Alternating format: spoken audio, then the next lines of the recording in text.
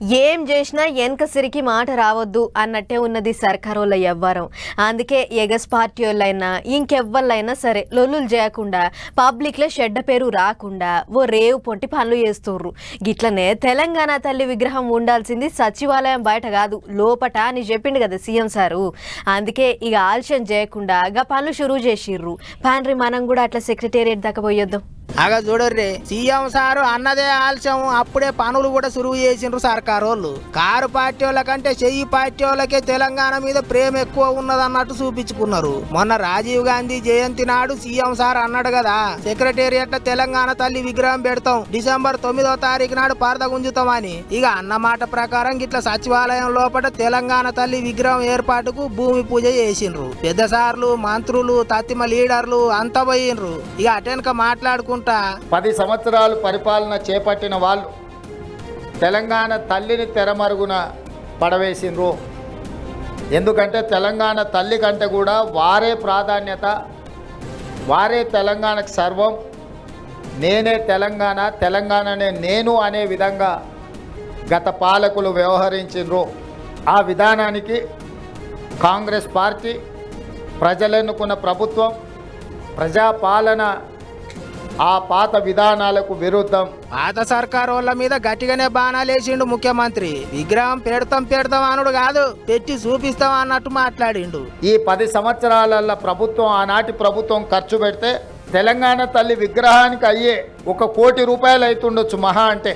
అయినా వాళ్ళకు మనసు రాలేదు, తెలంగాణ తల్లి విగ్రహం పెట్టలేదు. గిట్ల ఎగస పార్టీ వాళ్ళకు సంధియకుండా ఏదో కార్యం ముంగటేసుకుంటారు సర్కారు వాళ్ళు. ఇంకో దిక్కు కారు పార్టీ వాళ్ళు తెలంగాణ తల్లి విగ్రహం పెడదాం అనుకున్న జాగల చెయ్యి పార్టీ వాళ్ళు రాజీవ్ గాంధీ విగ్రహం పెడుతుండేటాలకు కిరికిరి నడుస్తుంది కదా.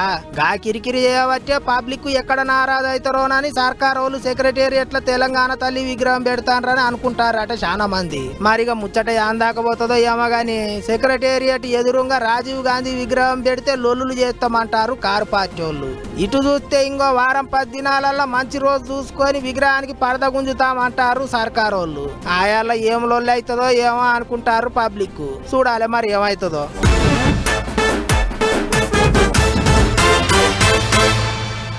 ఒకటి కాదు, 2 కాదు, 5 నెలల సంధి జైల్లోనే ఉన్నది కవితక్క. ఎన్ని మాటల బెయిల్ ఇవ్వమని అడిగినా కోర్టు సార్లు కాదని మళ్ళా లోపలికి తోలిర్రు. ఇక మంగళవారం నాడు దేశం పెద్ద కోర్టు బెయిల్ ఇచ్చిందనేటి ముచ్చట అందరికీ ఎరుకున్నదే కదా. అట్లా ఇడదలైన కవితక్క ఇవాళ హైదరాబాద్ పట్నం వచ్చింది. అందరూ పోయి అక్క మంచి షెడ్డలు అరుచుకుంటుర్రట. ఇక మనం కూడా అరుచుకోవాలి కదా, అట్లా పోయొద్దాం పారు. 1 కాదు, 2 కాదు, 5.5 నెలల సంధి తీహార్ జైలు నుండి మంగళవారం నాడు జైల్లోకించి బయటపడ్డది. బుధవారం నాడు గాలి మోటలెక్కి మన హైదరాబాద్ పట్టణంలో అడుగు పెట్టింది ఎమ్మెల్సీ కవితక్క. నిన్న కోర్టు సార్లు బెయిల్ ఇచ్చిన కాంచి మోదాలు అక్క ఇంటికొచ్చేడు దానిక ఎమ్మడే ఉన్నాడు రావన్న. అక్క శంషాబాద్ విమానాల స్టేషన్లో దిగేటాళ్లకు కాల్ పార్టీ వాళ్ళంతా ఎదురుంగున్నారు. అక్కని చూడంగానే కాల్ పార్టీ వాళ్ళ సంబరం చిన్నగా లేదనుకో రాదు. విమానాల స్టేషన్లోనే అక్కకు ఆరతులు పట్టిలు గీతీరుగా.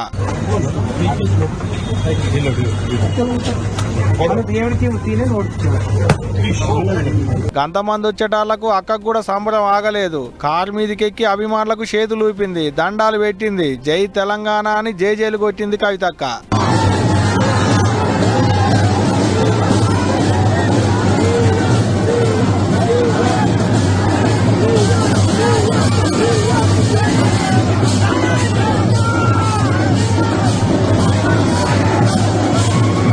ఇక ఆడికెంచి చక్కగా బంజారా హిల్స్లున్న వాళ్ళ ఇంటికి వస్తే ఆడ కూడా అట్టినే ఉన్నారు. ఇసుక పోస్తే రాలనంత మంది వచ్చిళ్ళు అక్కను చూసిపోయేతందుకు. బిడ్డ వస్తుందని ఎలక కాగానే 5.5 నెలల తర్వాత చూడాలనిపించిందో ఏమో శోభమ్మ కూడా వచ్చింది. బిడ్డ ఇంట్లోకి రాగానే గట్టిగా అములుకొని కంట నీళ్లు పెట్టుకుంది శోభమ్మ. కవితక్క కూడా అంతే, అమ్మను చూడంగానే దుఃఖం ఆగలేదట్టున్నది, ఎక్కెక్కి ఏడిచింది. భారతదేశ చరిత్ర అయినా తెలంగాణ చరిత్ర అయినా న్యాయబద్ధమైనటువంటి పోరాటం, ధర్మ పోరాటం ఎప్పుడు సాధిస్తుంది. నా విషయంలో కూడా ఎటువంటి తప్పు చేయలేదు కాబట్టి ఖచ్చితంగా ఒకరోజు న్యాయం గెలుస్తుంది, ఒకరోజు ధర్మం గెలుస్తుంది, నిజం నిలకడ మీద గెలుస్తుంది అని చెప్పి నేను తెలంగాణ ప్రజలందరికీ కూడా తెలియజేస్తూ ఉన్నాను. ఆ రోజు కోసం ఖచ్చితంగా పోరాటం చేస్తూనే ఉంటాం. ప్రజాక్షేత్రంలో ఇంకా బలంగా పనిచేస్తాం. కేసీఆర్ గారి నాయకత్వంలో రాష్ట్ర వ్యాప్తంగా జరుగుతున్నటువంటి అనేక పోరాటాల్లో కూడా పాల్గొంటాం. అల్టిమేట్ గా ఏ తప్పు చేయనటువంటి నేను కడిగిన ముత్యంగా ఈ అపవాదులన్నిటి నుంచి కూడా బయటకు వస్తాననేటటువంటి విశ్వాసం నాకున్నది. గిట్ట కవితక్కను చూసేటందుకు శతం మంది వచ్చిర్రు. కోలాటాలే కాదు, డప్పుల సప్పులే కాదు, చిన్నగా ఎదుర్కోలేదు పోండ్రి కార్ పార్టీ వాళ్ళు. అందరు వచ్చిర్రు కానీ బాబు అయితే రాలే. బాబుకు ఇంట్లో పానం మంచిగా లేదు కాబట్టి అక్కే పోతుందేమో ఆటంక నిమ్మల పడ్డాక. ఇక ఇది 28 శంషాబాద్ కెంచి బంజారా హిల్స్ ఉన్న ఇంటి దానిక అక్క కాన్వాయ్ మామూలుగా నడవలేదనుకో రాదురి. తొవ్వ నిండా జనమే. ఏడికాడికి బండ్లాపి అక్క బండిని ముందరికి తోలిచ్చిర్రు పోలీసార్లు. ఏదైతే గాని బతుకమ్మ పండుగ ముంగట అక్క బయటకు వచ్చిందంటే ఈ పారి కూడా జాగృతి సంబరాలు ఘనంగానే నడిచేటట్టున్నాయి పోండ్రి.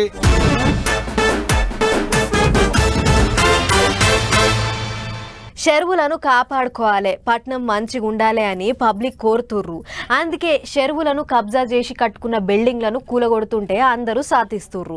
మంచి పని చేస్తుర్రు అని హైడ్రాను కూడా మెచ్చుకుంటుర్రు. వాళ్ళని వీళ్ళని కాదు, ఎంత పెద్దోళ్ళున్నా సరే కబ్జాలు చేస్తే ఇడిచేది లేదంటుర్రు సర్కారోళ్ళు. ఆఖరికి ముఖ్యమంత్రి సార్ ఇంటోళ్ళు కబ్జాలు చేసినా దగ్గరుండి కూలగొట్టిస్తాడట. కబ్జాలు చేసిన వాళ్ళకు సుక్కలు చూపియాల్సిందే అని అంటుండు. మరి గా ముచ్చట్లేంటియో ఒక్కసారి చూద్దాం పారు. హైడ్రా జోరు ఇప్పుడు అప్పుడే తగ్గేటట్టు లేదు. చెరువులను గూడిపేసి బిల్డింగులు కట్టుకున్న కారు పార్టీ లీడర్లకు నోటీసులు ఇస్తాండ్రు. మల్లారెడ్డి అల్లుడు ఎమ్మెల్యే మరి రాజశేఖర్ రెడ్డి కాలేజీలకు నోటీసులు ఇచ్చిండ్రు. చిన్నదామిర చెరువుల బిల్డింగుల మీద బిల్డింగులు లేపిండ్రాట. మొత్తం 8 ఎకరాలు 24 గుంటలు కబ్జా చేసిండ్రాట. 7 దినాలల్లా కబ్జా భూములల్లా కట్టిన బిల్డింగులు వాళ్ళంతటా వాళ్ళు గూలగొట్టకపోతే ఆఫీసర్లే గూలగొడతారని నోటీసులు ఇచ్చిండ్రాట. మరి ఇక ఏమవుతుందో ముందు తెలుస్తుంది కానీ ఇంకో దిక్కు ఇప్పటికే ఓసారి తగ్గేదేలే అన్నట్టు మాట్లాడిన సీఎం రేవంత్ రెడ్డి సారు మళ్ళోసారి గవే ముచ్చట్లు చెప్పిండు. చెరువులు కబ్జా చేసిన వాళ్ళు ఎంతటోళ్ళైనా కానీ బిల్డింగులు గూలగొడతాం, భూమి గుంజుకుంటాం అన్నట్టు చెప్పిండు. చెయ్యి పార్టీ లీడర్లైనా సారు ఇంటోళ్ళైనా సరే చెరువులు కబ్జా చేసి బిల్డింగులు కడితే సీఎం సారే దగ్గరుండి కూలగొట్టిస్తానన్నట్టు చెప్పిండట. అంతేకాదు చెరువులు కబ్జా చేసి బిల్డింగులు కట్టిన లీడర్లను కారు పార్టీ వాళ్ళు పార్టీలకు వెళ్ళి సస్పెండ్ చేయాలి అన్నట్టు కూడా మాట్లాడిండట. వాళ్ళను వీళ్ళను బుగులు పట్టించి పార్టీల షరీకులు చేసుకునేందుకు హైడ్రా తీసుకొచ్చిండ్రు అన్నట్టు కొంతమంది మాట్లాడుతున్నారు కదా. దాని మీద కూడా రేవంత్ సార్ గట్టిగానే ఆర్చుకున్నాడట. సర్కారు ఏర్పాటు చేయనికే సరిపోని ఎమ్మెల్యేలు ఉన్నారు, అంతకు ఎక్కువనే ఉన్నారు, వాళ్ళని వీళ్ళను బుగులు పట్టించే అవసరం ఏమున్నది అన్నట్టు మాట్లాడిండట సారు. ముచ్చట్లల్లా ముచ్చట 2 లక్షల కంటే ఎక్కువ అప్పులు తీసుకున్న రైతులు 2 లక్షల కంటే పైన ఎంత ఎక్కువ ఉన్నదో ఇంత కడితే చాలు రుణమాఫీ అవుతుందని చెప్పిండట. ఏమైనా హైడ్రా విషయంలో మాత్రం సర్కారు వాళ్ళు అస్సలు ఈనేదే లేదంటారు. పబ్లిక్ కూడా గదే కోరుకుంటారు.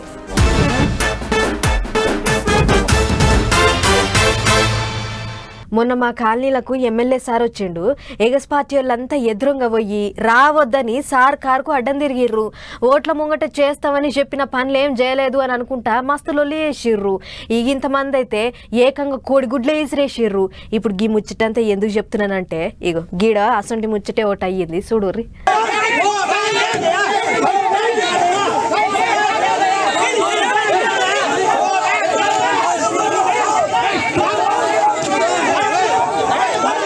పోలీసు వాళ్ళు అడ్డం తిరిగా అందినోళ్ళ కాడికి గుంజుకపోయి బండ్లయ్యా.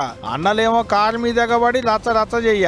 చేవెళ్ళ ఎమ్మెల్యే కాళే యాదయ్య సారు కారుకి అడ్డం తిరిగి సొంత పార్టీ కార్యకర్తలు రచ్చ చేసిర్రు. అయ్యయ్యో అక చూడోలి. ఎమ్మెల్యే సార్ అని చూడకుండా సొంత పార్టీ లీడర్ అని కనికరం లేకుండా సారు కారు మీద ఎగబడి కోడిగుడ్లు ఇచ్చేసిర్రు కారు మీదకి. సారు కారు దిగి ఉంటే ఆయనతో సారు మీదనే వేసేటోళ్ళు ఉండే కావచ్చు చూస్తుంటే.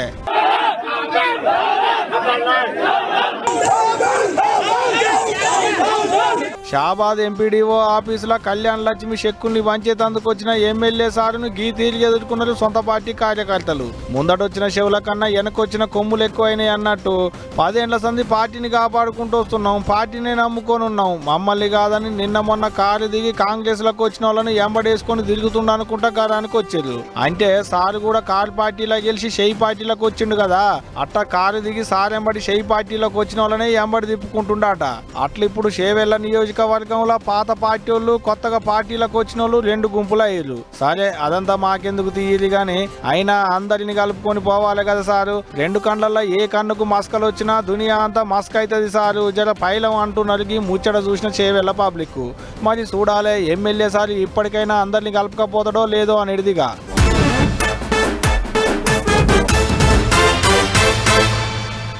ఆడోళ్లను షిడాయించుడు ఆగం పట్టించుడు గిసొంటి చేస్తే వేరే వేరే దేశాలలోనైతే మస్తు కఠినంగా ఉన్నాయట శిక్షలు. ఎడారి దేశాలలో ఎవరన్నా ఆడోళ్లతో నెత్తి తిరిగిన శాతలు చేస్తే వెనక ముంగటి ఏం సూషుడు లేదు, పానం తీస్తారట. మన దగ్గర గసొంటి శిక్షలు లేవు కాబట్టే మనుషులు రాక్షసుల తీరుగా మారుతుర్రు అని అనుకుంటుర్రు ఇప్పుడు పబ్లిక్. అన్నట్టు పశ్చిమ బెంగాల్ రాష్ట్రంలో లొల్లులు ఇంకా ఆగుతలేవు. అట్లా పోయి చూసొద్దాం పరి ఏమేమి నడుస్తున్నదో. కలకత్తా ట్రైనీ డాక్టర్ మీద అఘాయిత్యం చేసి చంపిరు కదా, ఇక దాని మీద పశ్చిమ బెంగాల్ రాష్ట్రంలో లొల్లులు దబాయించి నడుస్తున్నాయి. ఓ దిక్కు డాక్టర్లు దినాం తీరొక్క తీర్ల నిరసన చేస్తుర్రు, ఇంకో దిక్కు పువ్వు పార్టీలు మమతక్క సర్కార్ సక్కగా పట్టించుకుంటలేదని బంద్కు పిలుపునిచ్చిర్రు. పొద్దుగాలనే లేచి రోడ్ల మీదకి వచ్చిర్రు. బస్సులను డిపోలకెంచి బయటికి రానియలేదు. ఓ కాలయ్య వలన బస్సులు వేసుకుని బయటికి వచ్చిన డ్రైవర్లను కిందికి దించి ఆగమాగం చేసిర్రు. గమ్మత్ ముచ్చటేంటిదంటే ఎప్పుడెవళ్ళు రాళ్ళు ఇజరేసేది తెలియదు, తలపండ్లు పగిలేది తెలియదు. అందుకే చాలా మంది బస్ డ్రైవర్ తలకాయలకు హెల్మెట్లు పెట్టుకుని బస్సులు నడిపిర్రు. అగ చూడుర్రి, మోటార్ సైకిల్ మీద తిరిగేటప్పుడు పెట్టుకోవాల్సిన హెల్మెట్లను బస్సులో పెట్టుకుర్రు. ఇక ఇదిట్లుంటే నిరసనలు చేస్తున్న డాక్టర్ల మీద మమతక్క సర్కార్ లాఠీ చార్జ్ చేయించిందట. అందుకే పువ్వు పార్టీలు బంద్కు పిలుపునిచ్చిర్రు. అటు పువ్వు పార్టీలకు పోటీగా మమతక్క పార్టీ తృణమూల్ కాంగ్రెస్ పార్టీలు కూడా రోడ్ల మీదకి వచ్చిర్రు. రెండు దిక్కులోళ్లకు నడుమ పొట్టు పొట్టు కిరికిరి నడిచింది. కొన్ని జాగాల్లో పువ్వు పార్టీ లీడర్ల మీదకి తూటాలు వేల్చిర్రు, బాంబులు కూడా ఇసిరిర్రాట. లోలులు గట్టిగా నడిచినాయి. ఇక ఇది ఇట్లుంటే ఇంకో దిక్కు కేసు సిబిఐ చేతులనే ఉన్నది కదా, 16 దినాలైతున్నా ఏటికి న్యాయం చేస్తలేరు అన్నట్టు గరమైంది మమతక్క. పువ్వు పార్టీల మీద ఆడిపోసుకున్నది. అంతేకాదు ఆడోళ్లను షిడాయించేటోళ్లు అఘాయిత్యం చేసేటోళ్లకు వారం దినాలలో ఉరిశిక్ష పడేటట్టు చట్టం చేస్తారట. అసెంబ్లీలో ఆమోదం తెలుపుతారట. మరి ఏం చేస్తారో ఎట్లా చేస్తారో గాని పువ్వు పార్టీలకు మమతక్క సర్కార్కు నడుమ పచ్చిగడ్డేస్తే బగ్గుమనేటట్టు ఉంది.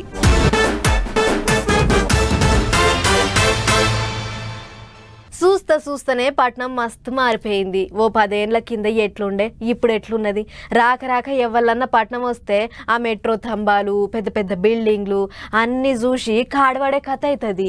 మొన్న మా చిన్న ఆయన గిట్లనే కాడపడ్డాడు. అయితే కానీ ఇక ఇప్పుడు పట్నం పేరు ఈగింత పెద్దగా అయ్యేటట్టు దేశం అంతా తెలిసేటట్టు పెద్ద రైల్వే స్టేషన్ కడుతుర్రట. సకల సౌలతులతోని విమానాల స్టేషన్ లెక్క కడుతుర్రట. అగ చూడుర్రి, ఇప్పుడు అంటే చెర్లపల్లి అంటే అందరికి పెద్ద జైలు యాదకొస్తుంది కానీ ఇక ముందు మాత్రం చెర్లపల్లి పేరు చెప్తే పెద్ద రైల్వే స్టేషన్ యాదకొస్తుంది. అగ చూడుర్రా, అంటే అచ్చం విమానాల స్టేషన్ తీరుగానే ఎంత పెద్దగా కట్టిర్రో రైల్వే స్టేషన్.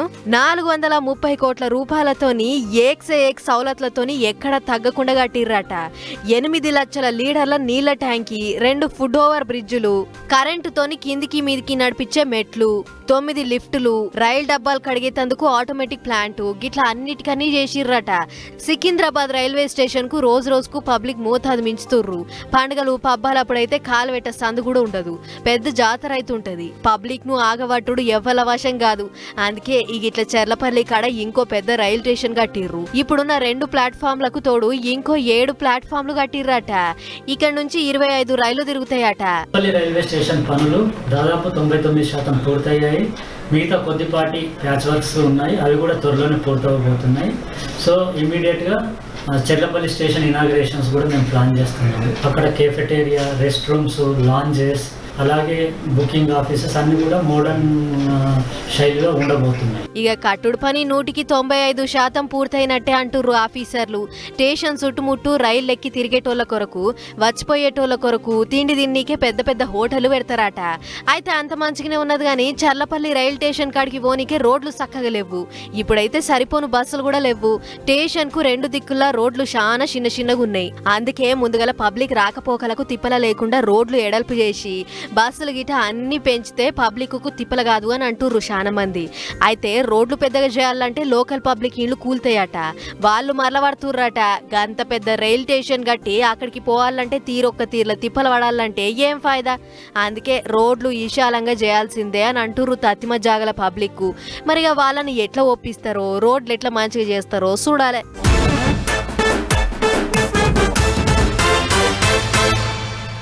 మొన్న మా ఊరోళ్ళు ఇద్దరు ఆల్మగళ్ళు దాకానకని పట్నం వచ్చిర్రు. అంత దూరంకించి వాళ్ళు వచ్చేటాళ్లకు ఆలస్యం అయ్యింది. డాక్టర్ వెళ్ళిపోయిండు. పొద్దు పోయింది. ఒక పూటకు పోయి మళ్ళీ వస్తాం, ఏన్నో కడ తలదాసుకుందామని అనుకుని ఓయో హోటళ్లకు పోయిర్రట. గమాపు ఆడుండి తెల్లారి మళ్ళా తయారై దాకానకు పోయిర్రు అన్నట్టు ఓయో హోటల్ అంటే యాదకొచ్చింది. గిజ్జుడుర్రో సరే ఎన్నెన్ని కేసులు పెడుతున్నారు, ఎన్నెన్ని శిక్షలు వేస్తున్నారు. అయినా గీ పుండకూరలకు అస్సలు బుద్ధి వస్తలేదు. కుక్కతో ఒక వంకర అన్నట్టు గిల్ల బుద్ధి చక్కగా అయితలేదు. మందిని బదనాం చేసి అయినా పైసలు సంపాదించుకునే తందుకు తయారైతున్నారు. ఆపదికో సాపదికో పట్నం వచ్చి మాపటీలు తలదాసుకుందానికి హోటల్కు పోదామంటే బుగులు పడుతున్నారు పబ్లిక్. ఎవరికి కాన రాకుండా హోటల్ గదులలో బుడ్డ కెమెరాలు పెడుతున్నారట. ఆలు మొగలో లేకుంటే ప్రేమికులో పోతే అంతే సంగతులు. ఇద్దరు కలిసి ఉన్న వీడియోలను రికార్డు చేస్తున్నారట. ఆటంక బెదిరిస్తున్నారట. గట్ల శంషాబాద్ ఏరియాలో ఒక ఓయో హోటలోడు అట్టనే హోటల్కు వచ్చిన వాళ్ళకు కాన రాకుండా బుడ్డ కెమెరాలను పెట్టి ఇద్దరున్నప్పుడు రికార్డు చేసిన వీడియోలను ఇంటర్నెట్ లో పెడతానని బెదిరిస్తుండట. ఇంకేముంది, వాళ్ళు పోయి పోలీసు వాళ్ళకు ఫిర్యాదు. ఊకుంటారా మన పోలీసు వాళ్ళు? హోటళ్లకు వచ్చి దెవలాడితే హోటల్ వాళ్ళ భాగవతం బయటపడ్డది. రూమ్లలో మూలకో సీక్రెట్ కెమెరా పెట్టిరాట. తీగలాగితే డొంకంతా కదిలిందన్నట్టు మనోని భాగవతం అంతా బట్ట బయలైంది. వందలల్ల కెమెరాలు, వేలల్ల అశ్లీల వీడియోలు బయటపడ్డాయట. ఇక ఇగిరవంతుని పట్టుకొని బండ్లేసుకొని పోయిరు పోలీసు వాళ్ళు. బయటపడ్డాయి కాబట్టి ఇది ఒక్కటి తెలిసింది. ఇంకా పట్నంలో ఉన్న హోటళ్లలో ఇటువంటి చీకటి లీలలు ఎన్ని అవుతున్నాయో అనుకుంటున్నారట పట్నం పబ్లిక్. అంతేకాదు, పట్నంలో ఉన్న ఇటువంటి అన్ని హోటళ్ల మీద ఓ పాలి నజరయ్యి సార్లు అంటున్నారు ఇంతమంది. మరి చూడాలి ఏం చేస్తారో ఇక.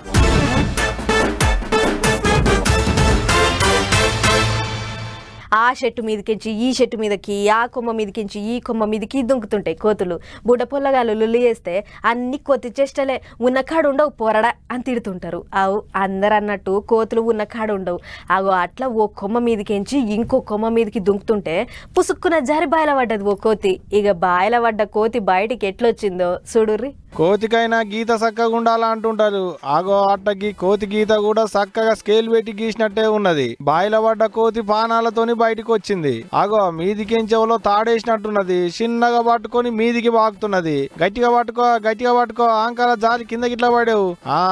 సర వాక్కుంటా సగం పడవచ్చింది కదా మీదికి. ఆడికి వచ్చినాక అలిపిరి వచ్చినట్టున్నది. తాడు పట్టుకొని ఆగింది. అగో బుట్టాస్ వంటి ఏదన్నా ఉంటే కిందికి రాదులే అన్నలు కోతికి చేతులు గుంజుతున్నట్టున్నది తాడు పట్టుకొని.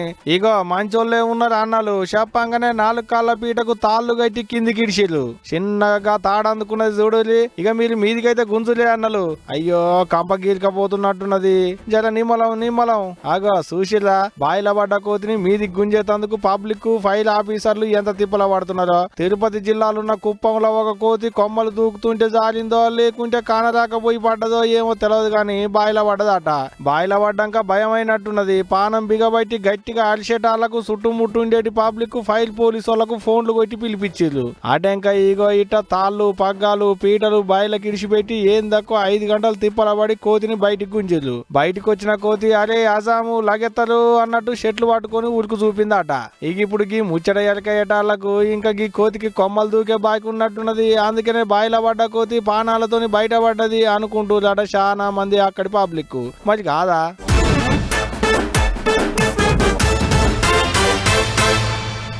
హలో, మేము ఫలానా బ్యాంక్లకు వెళ్ళి ఫోన్ చేస్తున్నాం, మీ పేరు మీద లోన్ వచ్చింది, అప్పు కారటి ఇస్తామని ఒకళ్ళు, గా ఏరియాలో అగ్గొకే ప్లాట్లు అమ్ముతున్నామని ఇంకొకళ్ళు. గిట్ల దినం వందల ఫోన్లు వస్తుంటాయి.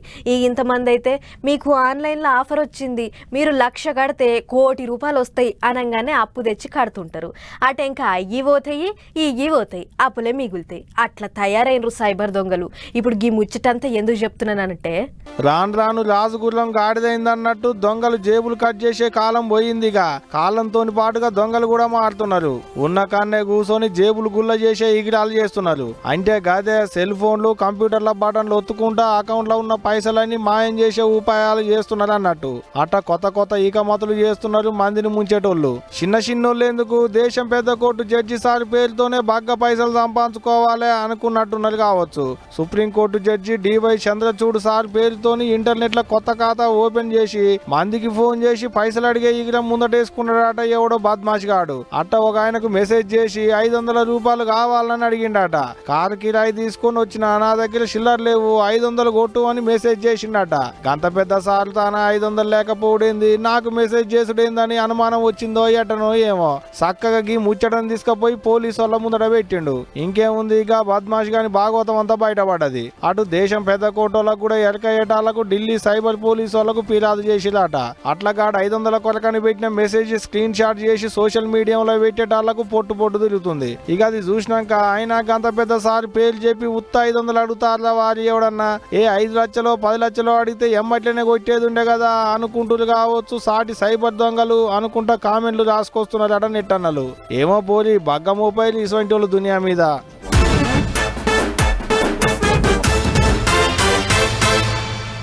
ఇంకొన్ని బుడ్డ ముచ్చట్లున్నాయి, అట్లా వేసి చూసేద్దాం పారి. ములుగు జిల్లాలో తిరిగేందుకు పోయిన రాష్ట్ర గవర్నర్ జిష్ణుదేవ్ వర్మ లక్నవరం సరస్సుల పడవ మీద ఎక్కి తిరిగిండు. పక్కపొంటి మంత్రి సీతక్క కూసోని ప్రకృతి అందాలను సార్కు చూపెట్టింది. అంతకంటే ముందుగల గిరిజన అక్కశైన్లు సార్కు సాంప్రదాయ నృత్యాలతోని ఎదురుంగ పోయి ఎదుర్కొర్రు. మంత్రి సీతక్క గవర్నర్ సార్ ఫోటోతోనున్న బొమ్మను సార్కి సన్మానం చేసింది. అన్నేమో గాని సార్ ఎన్నడూ పడవెక్కనట్టున్నది. తొలుత ఇప్పుడే ఎక్కినట్టు మస్తు ఖుషి అయిండు సారు. కృష్ణా జిల్లా గవర్నర్ మండలంలో ఉన్న కేసరపల్లి పక్కపొంటి పోయేటి ఏలూరు కాల్వల ఓ కారు కొట్టుకొచ్చింది. కార్ల కింకిపాడు మండలం మారేడు మాక అనేటి ఊళ్ళో ఉండేటి రాజేష్ అనేటి ఆయన శవంగానొచ్చిందట. కార్ కిరాయికని పోతుంటే ఇట్లా అయిందని రాజేష్ వాళ్ళ ఇంటి ఆమె అనూష పోలీసు వాళ్ళకి చెప్పిందట. కిరాయికి పోయిండంటే రాజేష్ ఒక్కడే ఉన్నాడా లేకుంటే ఇంకెవళ్ళన్నా ఉన్నారా అనేటి దాని మీద పోలీసు వాళ్ళు దేవులాడే పనులు పడ్డారు.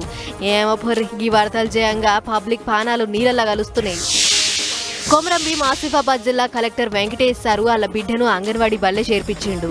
బుడ్డబుజ్జి కూడా అందరూ తీగనే పొద్దుగాల బళ్ళకి పోతుంది. ముద్దుగా కూసోని ఆయమ్మ పెట్టేటి కోడిగుడ్లు తినుకుంటా పంతులమ్మ చెప్పేటి పాఠాలు నేర్చుకుంటుంది. అగ చూడురి ఎంత బుద్ధిగా కూసొని తింటుందో. ఏదైతే గాని జిల్లా కలెక్టర్ సార్ బిడ్డను అంగన్వాడీ బళ్ళకి పంపించిండంటే సార్ను తారీఫ్ చేయాల్సిందే పొర్రి.